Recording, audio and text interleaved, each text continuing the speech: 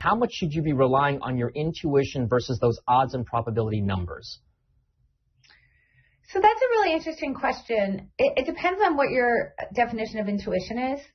So depending on the definition, the answer would be almost not at all, or it could be quite a bit.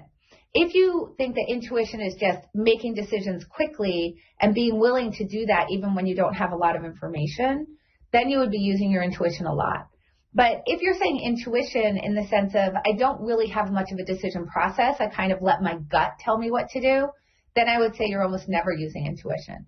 So even when you have to go fast, you can be thinking about what are the different ways that things might turn out if I choose this option or this option or this option. And you can compare how do I think things might turn out? What do I think the probability of those different things are? And you could sort of figure out what a weighted average is and actually compare different options, even if you're doing it really fast.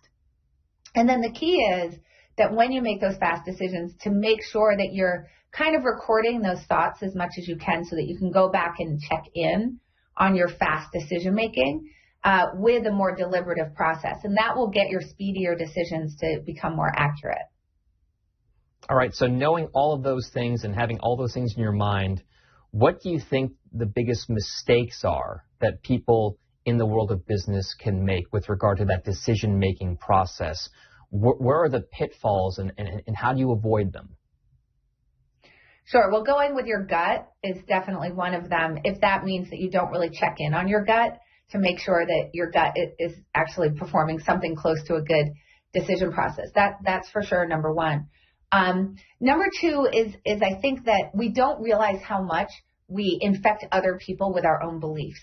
So particularly for people who are in leadership, when you're expressing your opinion in a team setting, your team is going to tend to bend towards your opinion. And one of the most important things we need to realize, and I think this is something coronavirus has sort of really put in the forefront, is that most of the time when we're making decisions, we actually have very incomplete information. And so trying to find out what truly other people think, what their real opinions are, what information they have becomes paramount.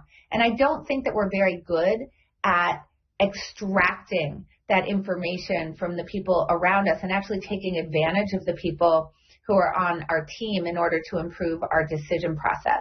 So that's mistake number two. And then the third mistake that I think is actually really huge is I think that most people think that the purpose of a meeting is for everybody to end up agreeing with each other.